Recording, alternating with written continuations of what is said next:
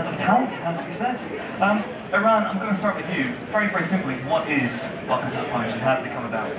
Welcome to the Punch. After I made my first film, which was Shifty, was a sort of socio-realistic drama, a very verite style, I wanted to make my second film, and I wanted to make something that was more commercially accessible.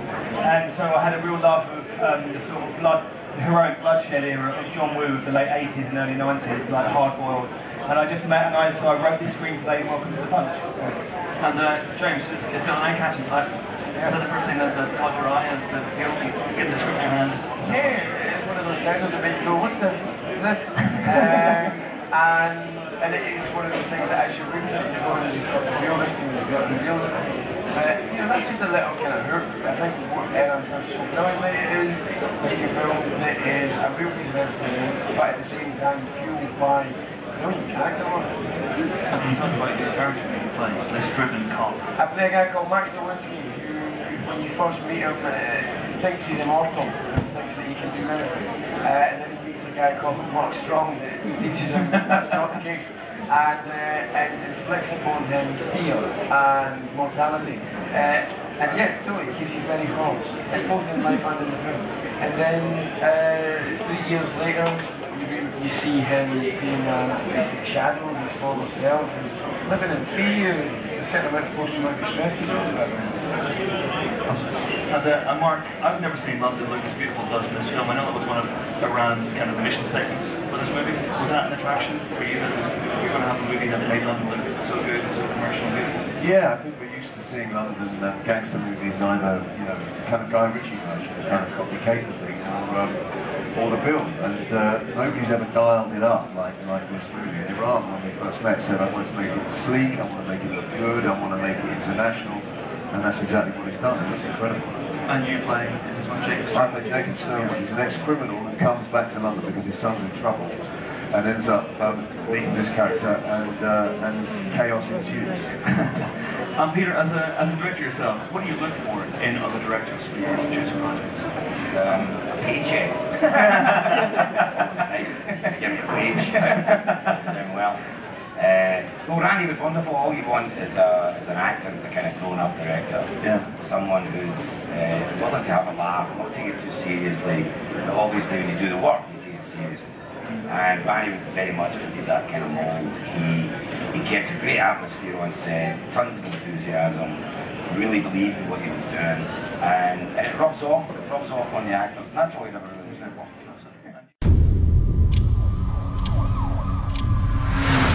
We hadn't been able to get anywhere near Stonewood for years. So when you take him down this time, you take him down hard. He's created a legend for himself.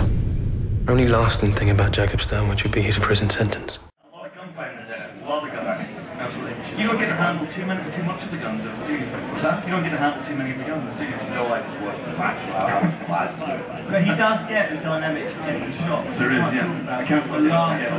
But again, James and Mark, was that an appeal as well? You know, there's a British action film of this scale, of this scope, that allows you to invest in that gunplay and training.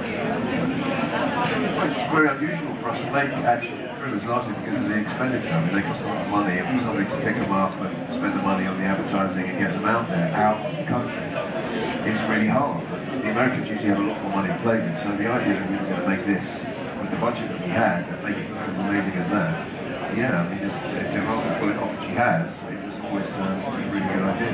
Did you do a lot of training, a lot of gun boot camp stuff? I did a little bit, not too much. I weirdly had the exact same gun that I had wanted to do. I read about that the other day. It's nice. You can't bend bullets in this one, sadly. No, unfortunately. So I was very familiar with my non-bendy gun. But the best thing for me was learning how to mag an alpha around and 360 and tail fisher. And I also had Dickie Beer and Ray DeHaan teach me to do that. Dickie Beer, as Manny took great delight in letting me know, was the original Boba Fett. And he taught me how to drive a car fast.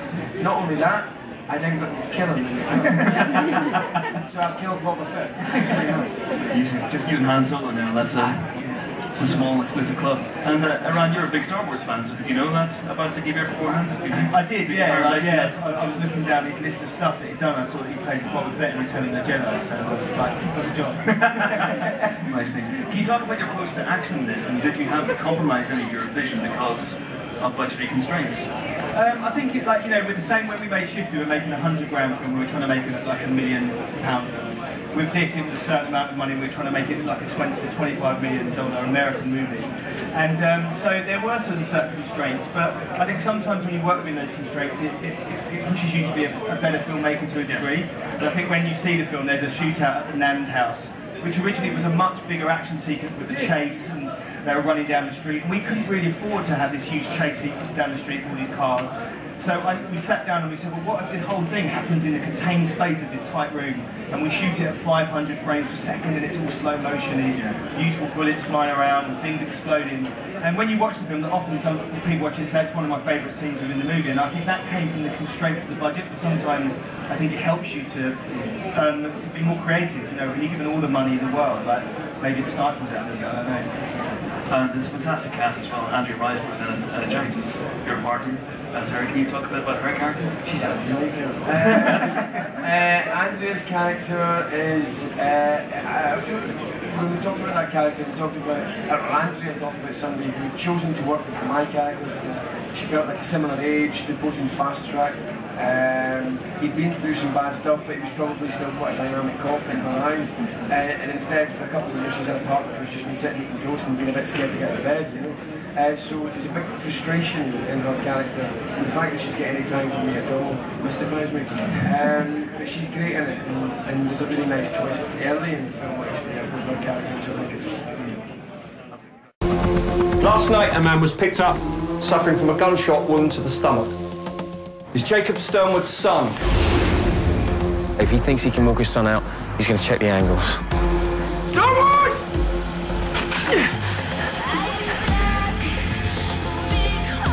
Can you just take a step back for a minute? Max is an inch away from piecing all this together.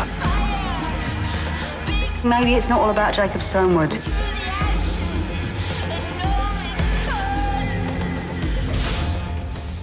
We're going to take some questions for you guys now. We don't have a lot of time left, so put your hands up in the air if any questions at all. Right here in the front row, lots of hands now. Hi everyone, this question for James. Basically, I don't think you've played too many villains in the past.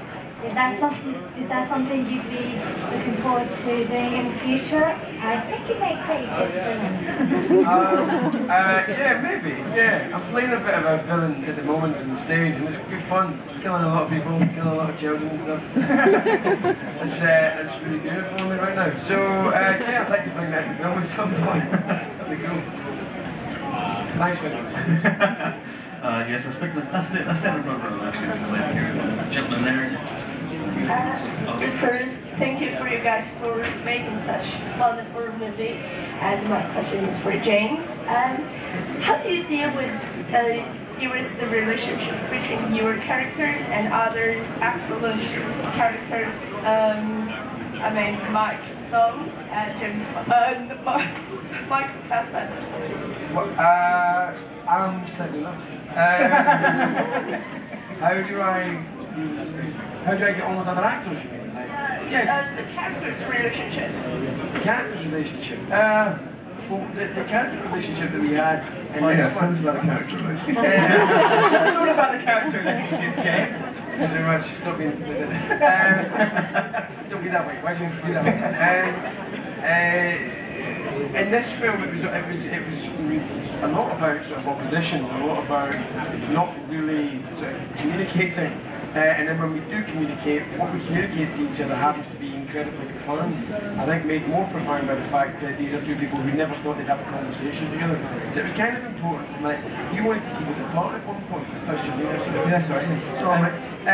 you wanted us to keep us apart at one point, I seem to remember, which you didn't settle on, but I felt like we kind of sort of stayed separate until we needed to come together anyway, and that was quite interesting. That was a nice... Well, I said to Mark and James, I said, listen, on set, I'm going to keep you separate, I'm going to lock you away in a room over here, Mark, and James, I'm going to lock you away in a room, and so you would never cross paths on set, and I want you to hate each other, and I want you to just like stare at each other across the the room and never communicate.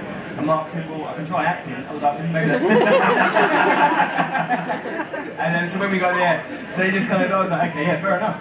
But I think an interesting process was that the scene where we rehearsed it. There was a huge argument and shouting at each other, one another, and we rehearsed it, and we kind of weren't really finding the scene. And then we decided to strip away all the dialogue, you know, the sequence on the beach, and we just stripped away all the dialogue, and we brought it down to very minimal kind of interplay between these two characters, and they hardly spoke, and I found that was a truer thing of the film, like trying to work on the relationship of the two characters. Sometimes you write the script and you get there on the set on the day and it doesn't work out, and you have to sort of kind of ad-lib slightly and improvise, and I think it worked better that we kind of made it more realistic. They're fascinating characters as well, because they're supposedly the good guy and the bad guy, either side of the central divide, but the fact is that they're both in trouble.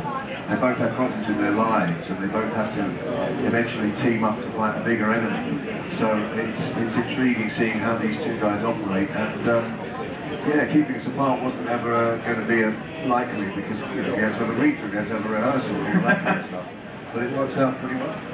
Excellent. And let's jump in here in the front row. Thank you. Hey guys, it's kind of already answered, but what steps or processes do you take to get into character before or during the shoot? To any actor? Peter Mullan. Worked with Steven Spielberg. I don't really, I'm being honest.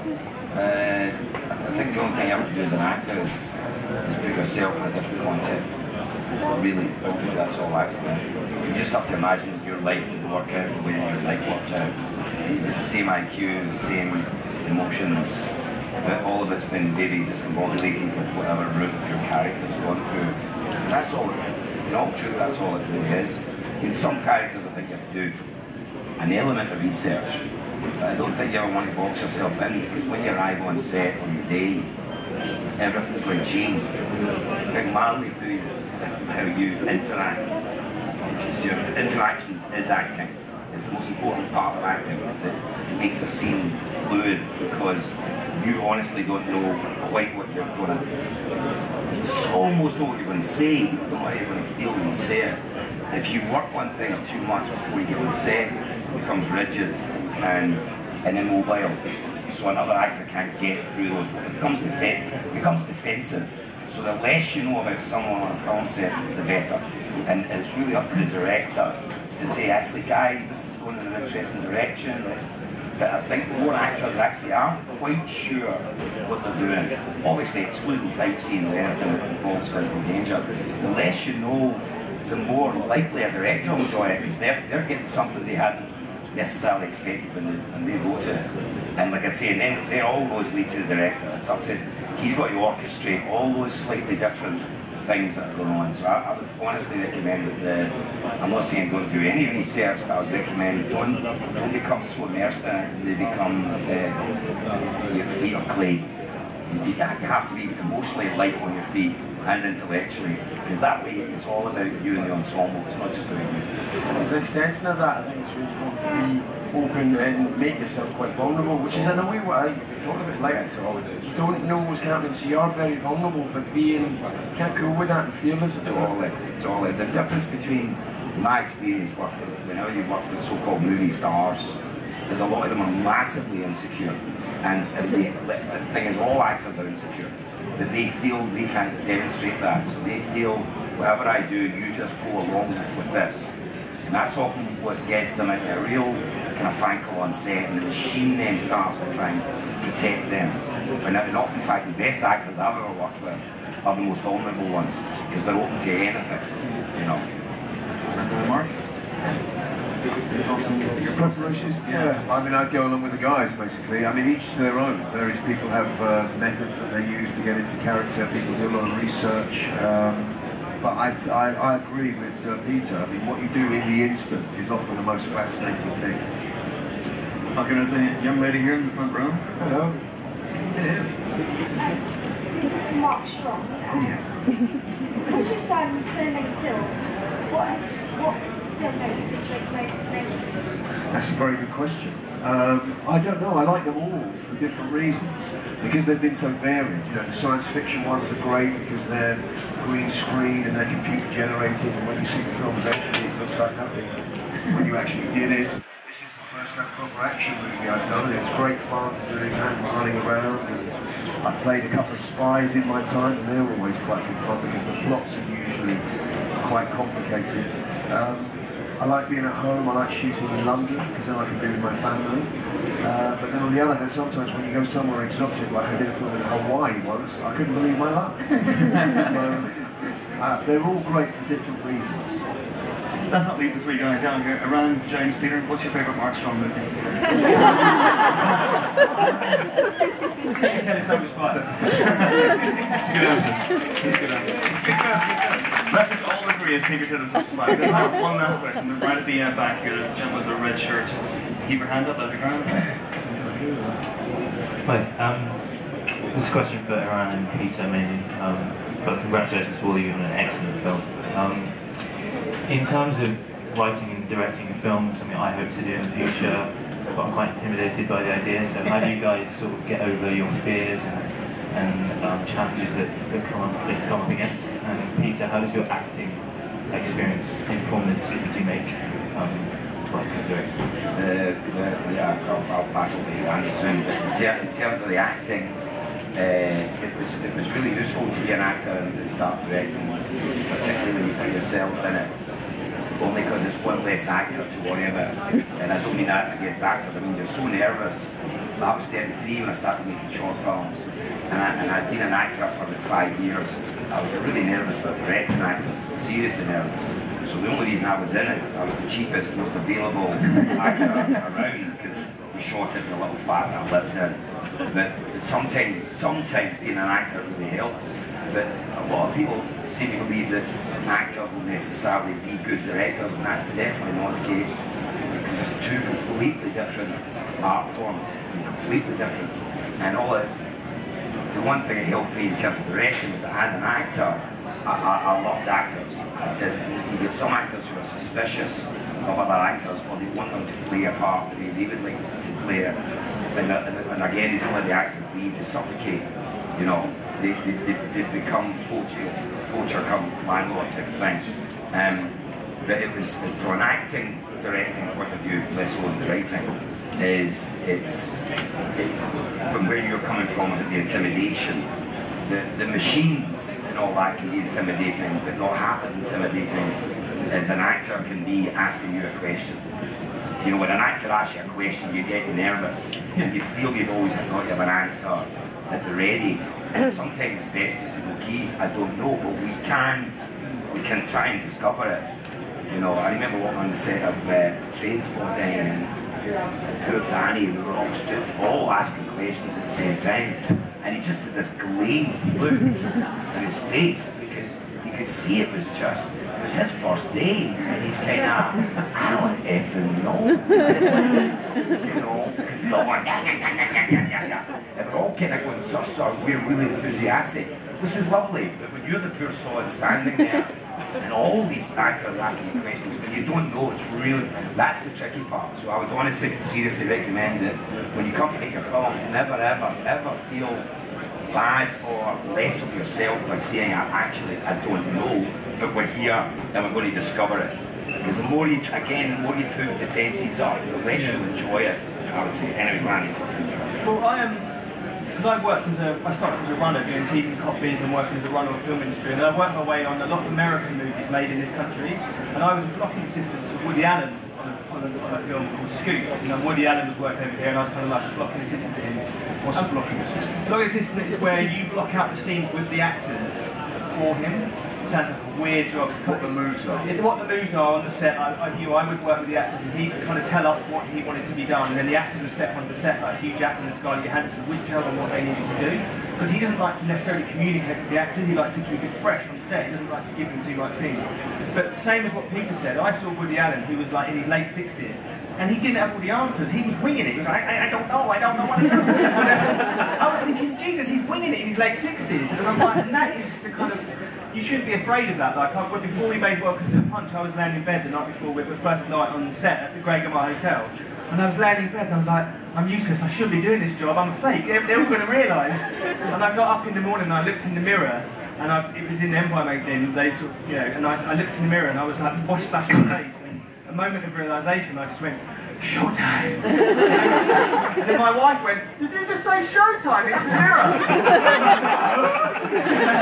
And I think these insecurities, we've all got those fears, and I think but what you need to know is your universe, know the world in which you're telling your story and go prepared, and don't worry about being scared about it, because we're all scared before we step on set to direct or do your play like that. Do you know what I mean? That fear is like what drives you and makes it be better, I think. Well, on that useful advice, as well as, frankly, the worst Woody Allen impression I've ever heard.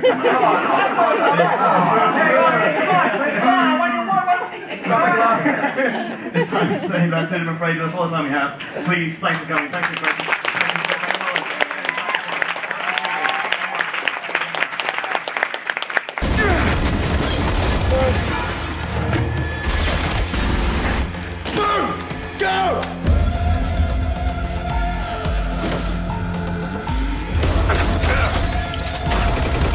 We'll end this tonight.